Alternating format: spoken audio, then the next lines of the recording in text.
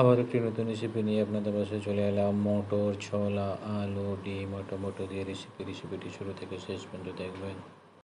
উনান জ্বালিয়ে দিচ্ছি ডিম সিদ্ধ করার জন্য। ডিমটা সিদ্ধ হোক। ডিম সিদ্ধ হয়ে গেছে, ছাড়িয়ে নিচ্ছি।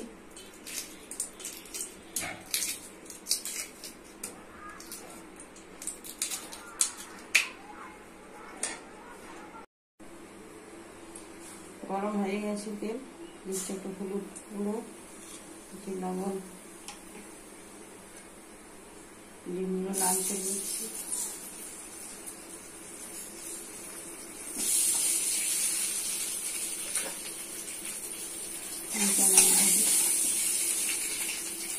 লাল হয়ে গেছে,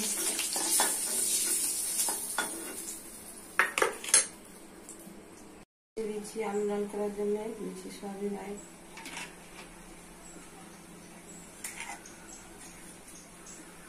দিচ্ছি আলু,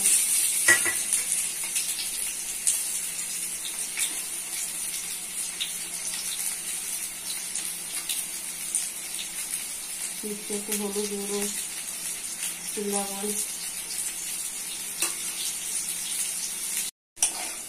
আলু লাল হয়ে গেছে, তুলে দিচ্ছি। গরম হয়ে গেছে, দিচ্ছি পেঁয়াজ কুচি। লাল হয়ে গেছে, দিচ্ছি আদা রসুন বাটা। ভালো করে আদা রসুন বাটাটা ভেজে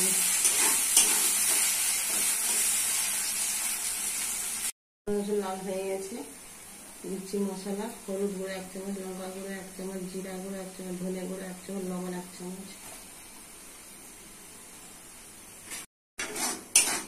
মশলা ভালো করে কষে নিতে হবে। মশলা হয়ে গেছে, দিচ্ছি আলু ভাজি। আলু ভালো করে কষে নিতে হবে। আলু কষা হয়ে গেছে, দিচ্ছি টমেটো। টমেটো আলু ভালো করে কষে নিতে হবে। টমেটো আলু কষা হয়ে গেছে, দিচ্ছি ছোলা মতো। ভালো করে কষে কষে রান্না করে নিতে হবে। আলু, ছোলা, টমেটো সব সিদ্ধ হয়ে গেছে, দিচ্ছি জল।